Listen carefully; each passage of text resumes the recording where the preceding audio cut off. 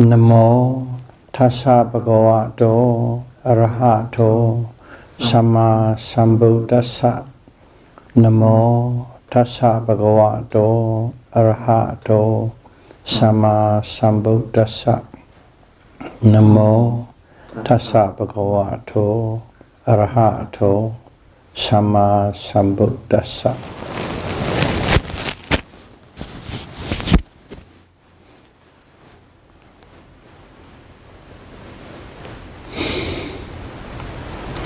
Theravada Buddhism series, Dhamma Talk number 88.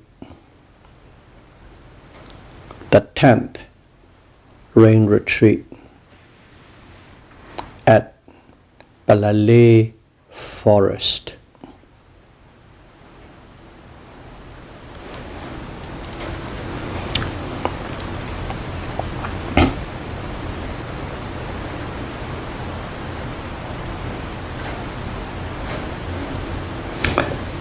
The Buddha left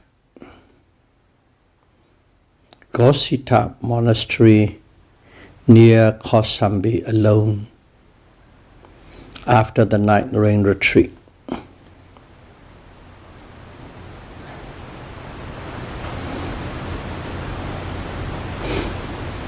On the way, he passed through Banaka Lonaka, salt-producing village. A wealthy man, Palale, from Nalana, owned the salt business in that village.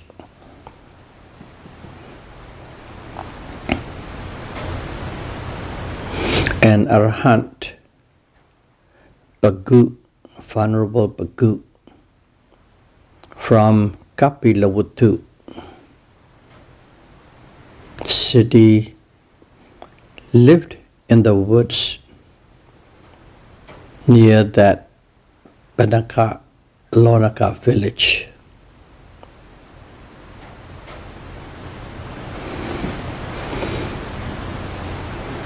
I'm stressing these names and locations just to make a point.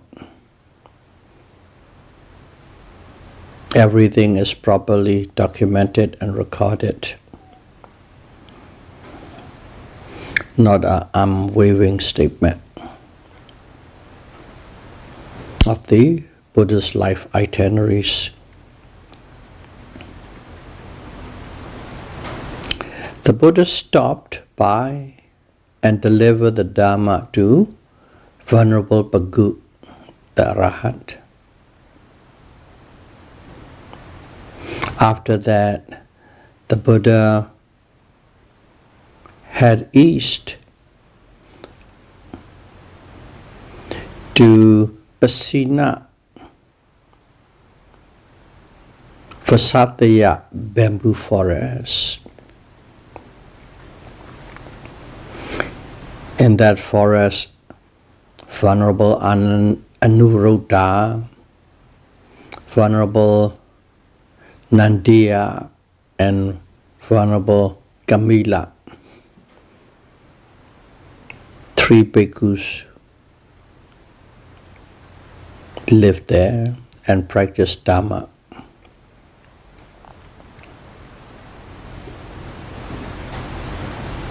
It's interesting to note, even at that time, there are forest rangers. I use the modern word forest ranger, the one who guard the forest. A forest ranger protected the three monks from outside intrusion.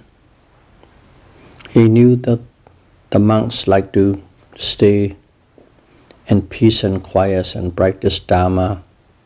So he made sure that people don't come in and get out quite easily, making noises or hunting or things like that.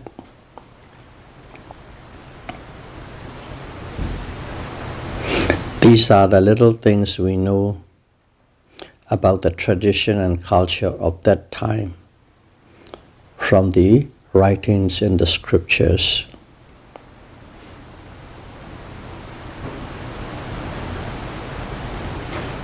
When Buddha approached that bamboo forest, the forest ranger stopped the Buddha from entering the forest.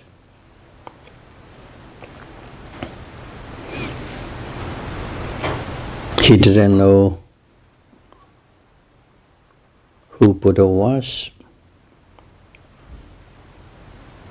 When Venerable Anuruddha heard noises, he came out to see what's happening. Then he saw the Buddha from a distance. So he quickly and quietly went back and called the other two monks so that they can welcome the Buddha and pay respect together. He didn't went out alone and get it. He went back and called his two friends, and they all went together. They offer the Buddha what is necessary at that time, and then exchange some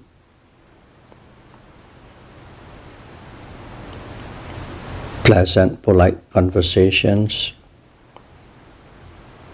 And the Buddha noticed that the three monks lived in harmony. Not even a trace of conflict can be detected. So he asked them how they lived in peace. Among the three, Venerable Anuruddha was the eldest, the oldest. So Venerable Anuruddha answered that they live, speak, and act with loving kindness without applying stress to one another. These are the brief statements of the long conversation.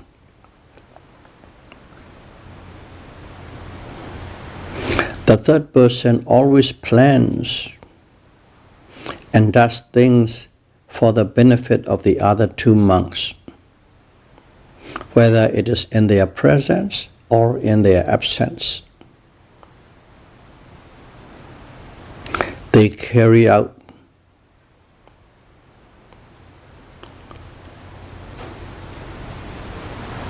the chores, another person's chores, as if it is their own.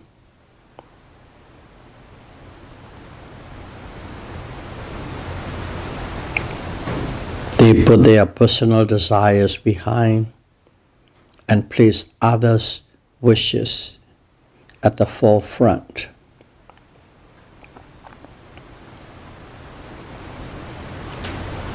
Living closely for an extended period without conflict is difficult because someone might do or say to another which may not like. To overcome this, they always view everything from the bright side of light. That is how they lived and achieved a harmonious union. So these are the point-by-point form of the long answer they give.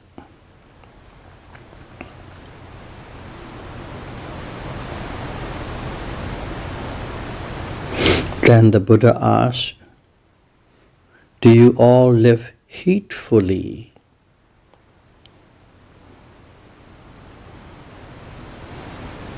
And the answer were, we lived away from the sense desires and observed the physical and mental phenomena. We always engage with wholesome deeds and avoid unwholesome actions. They do not squander the present lives and do not make anything for the future life, for the next life. They live heedfully alone, not as a group, and met once every 5 days to discuss Dhamma. So, that is their answer in detail, how they live, what they do. When Buddha asked them, do you live heedfully?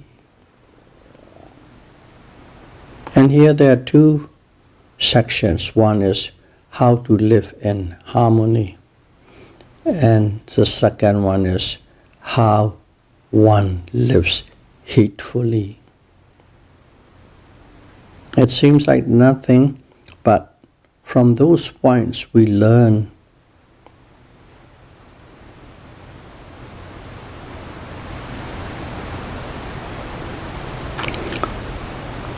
Then after that, the Buddha left them and went alone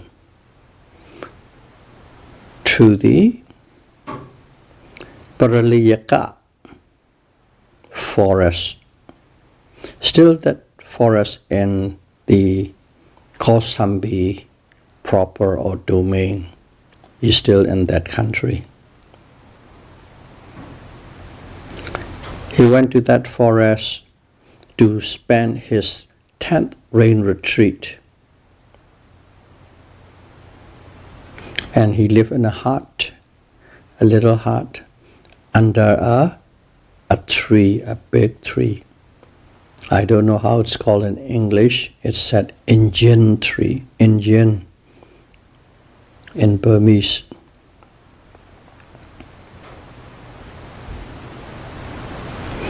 During the retreat, Buddha taught Dhamma to the Brahmas, to the Devas, and the people from the nearby village who came to the forest to offer meals or to listen Dhamma. So Buddha lived quite peaceful and quietly doing his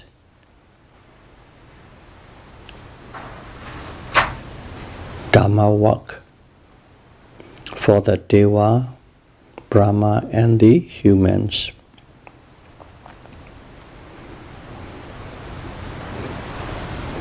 And then in that forest, an elephant king, Palale, lived in the woods with a heart of elephants.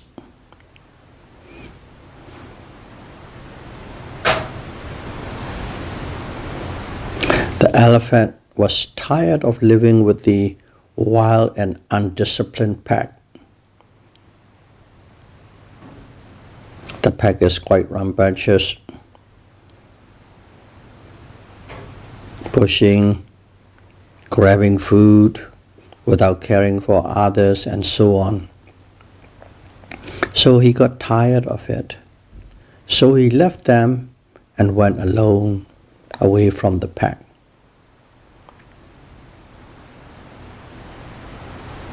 And somewhere in the forest, he saw the Buddha. And then elephant decided to live near the Buddha. The elephant provided water, fruits, and firewood to keep the fire burning for warmth. and also guard the Buddha. So he can carry water quite easily, firewood easily, big fruits offered to the Buddha. The Asian elephants are not that wide like African elephants. Some elephants domesticated, they live for life with their trainer and them till the trainer die or till they die.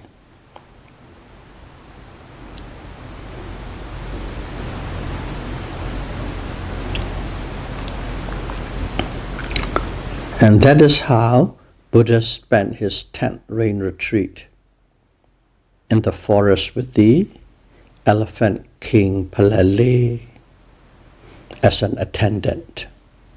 So there's no human attendant at that retreat, but an elephant. At the end of the rain retreat, Venerable Ananda and many monks, of course it is written in the scripture 500 monks. It doesn't mean exactly 500, many monks came to the Buddha because they always listen and keep track where Buddha is. So they came to the forest to listen to the Dharma, and after that they asked the Buddha to go to Savatthi city, the next stop.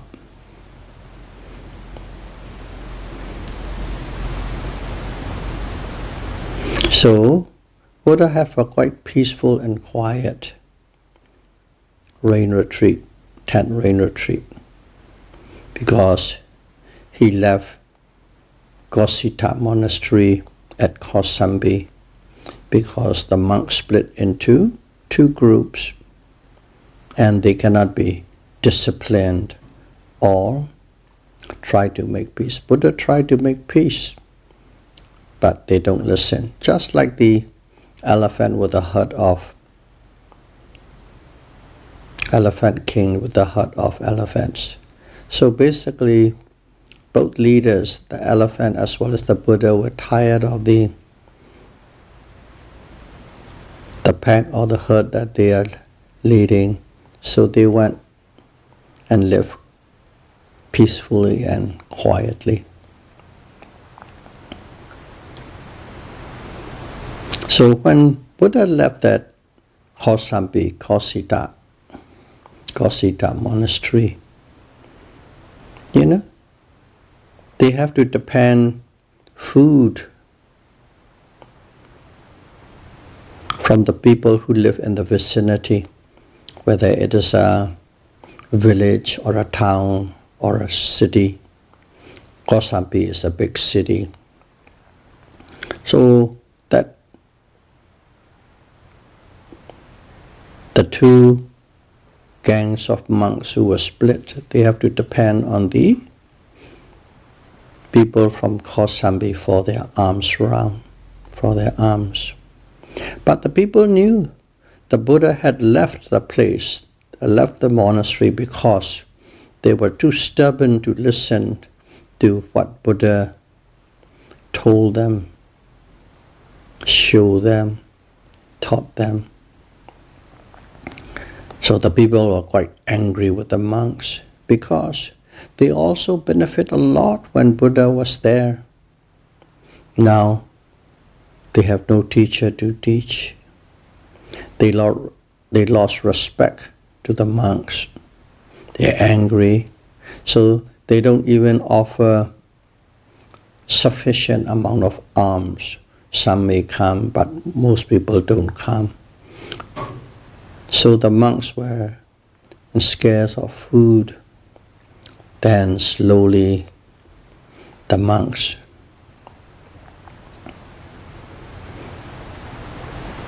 were depressed. First of all, they have no food, not many people coming paying respect like used to when the Buddha was there. So first of all, they got depressed, and then they become remorseful for what they have done.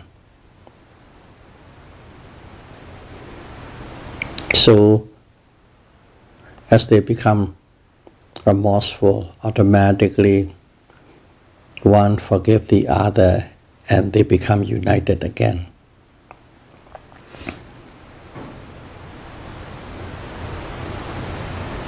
So at the end of the 10th rain retreat, all the monks decided to go to Savatthi, where Buddha was now or then, and ask for forgiveness. It took them a year, but eventually it comes around. So they are marching towards Savatthi to see the Buddha and ask for forgiveness. And there's always merchants and travelers and traders the news carry around.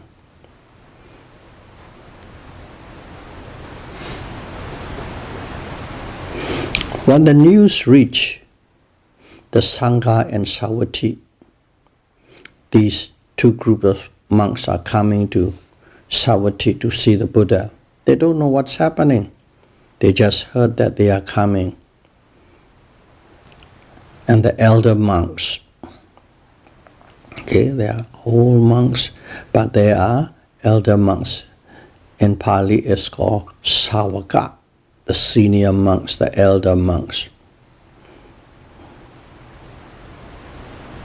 The elder monks asked the Buddha how to relate to the two groups of Sangha who are coming from Kosambi. The Buddha told them to treat them according with Dhamma. Dhamma is truth, facts. In this case, relate to them with truth, relate to them with facts.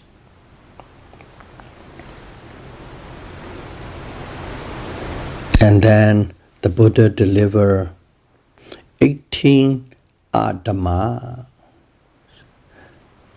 Buddha didn't say what truth is, what facts is, just say Dhamma, according to the Dhamma. But at the same time, he taught them 18 Dhamma. Dhamma is truth, correct, honest, straightforward. Adhamma is non-truth, incorrect. Dhamma. As soon as you add a word in front of a word, it negates the meaning. Dhamma. There are 18 types Buddha enumerated, especially emphasis is given for the monks. He delivered the 18 Dhamma, which are false or which are not true, which are things that a monk should avoid doing. So these 18 Dhamma, non-truth, did not belong to the Dhamma proper. Dhamma is truth. So enumerated there. That's a story by itself, the 18 Dhamma. We'll skip here that part. So that's the monk sanction asked the Buddha. And also, all these monks and Buddhas depend on the donors for food because they are so to speak, took a vow of poverty. They have nothing except the 3 pairs of ropes, 3 ropes, and an alms bowl. That is only the belonging that they have. Other than that, they don't know anything. They practice Dhamma, but they have to depend on the people's saddha, food, clothes, shelter, medicine, full requisites. And in turn, they teach Dharma to the people, how to live wholesomely, how to avoid unwholesome, and so on. That is you can call it nowadays transaction. The people get the Dharma, and the monks get the food to eat. But it's done with respect. Not like a transaction between the donor and a beggars on the street.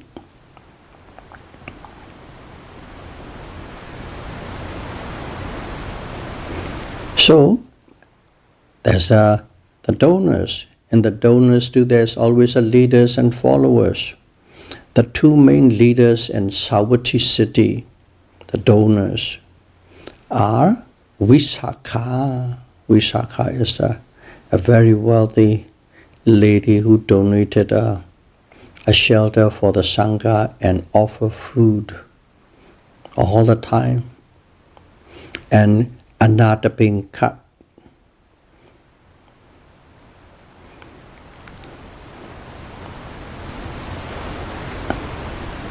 Anna Tapendika in Pali.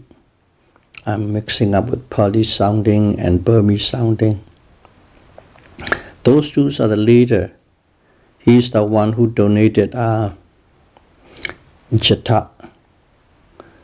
Jetavon Monastery, Jata Grove, to the Buddha and the Sangha on the third year after the Buddha's attainment, and offer food every day. Not only offer food, he went to the monastery visit every day. So these two asked the Buddha, how they should relate to those two groups of monks once they arrive here. So they are caught. All that they know is these two split. Even the Buddha has to leave them alone. Now two groups are coming and they can create more conflicts in this new place. So they ask, how should we relate to these two groups? And this is how Buddha answered. Donate, offer alms to both groups equally. No favoritism, no prejudice, no discrimination because this is good or this is bad and so on. And also listen to the Dharma talks delivered by monks from both groups. But this second part, listening to the Dharma, Buddha didn't say just listen. Listen. But discard things that are not correct and unbeneficial. Let them give a Dharma talk, but listen carefully and see whether it is truthful or not, whether it is beneficial or not. Not truthful, not beneficial, discuss what you have heard.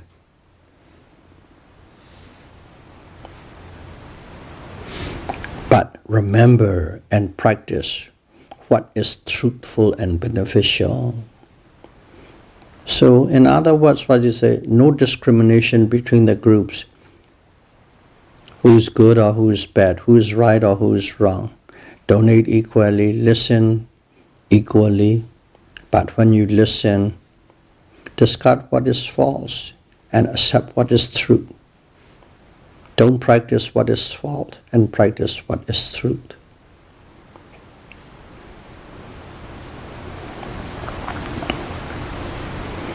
If someone take a side and show favoritism or prejudice between the two opposing forces or groups, problems will inevitably arise.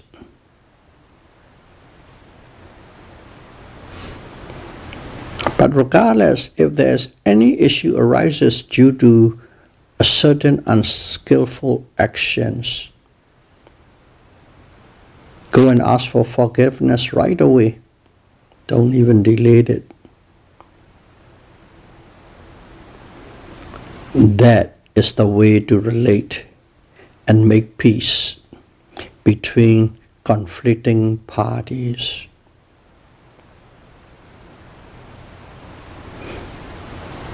But still, even if you do that, if one cannot resolve the conflict with the best effort, give them space, give them time for themselves to reflect on the matter. Just leave them alone, let them think what's happening without anybody influencing. Be patient. Do what you can skillfully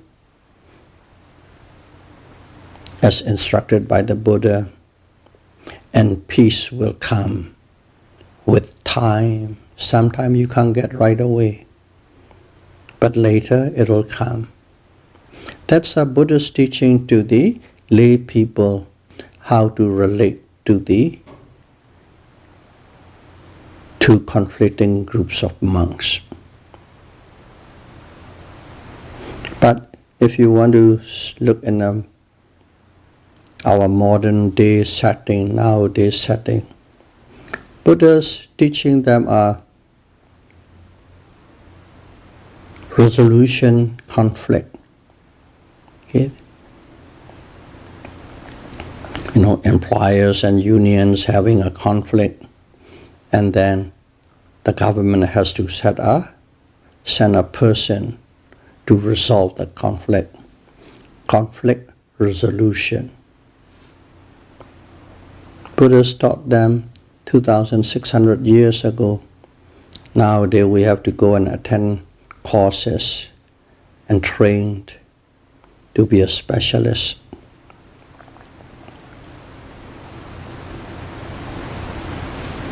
Conflict resolution by the Buddha. So, these are little things, little events, we can say little events, big events, that had happened throughout the Buddha's ministry, is directly related with the Buddha, and we can learn many lessons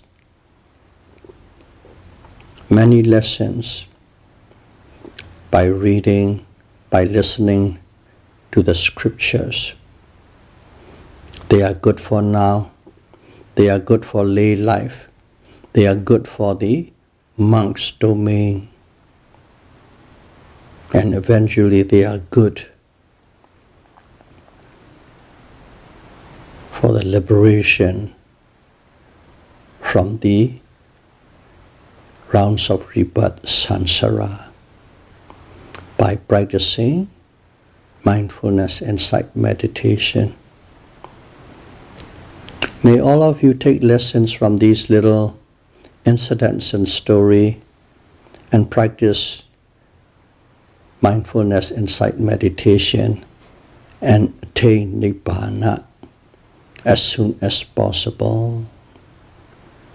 Sadhu, sadhu, sadhu.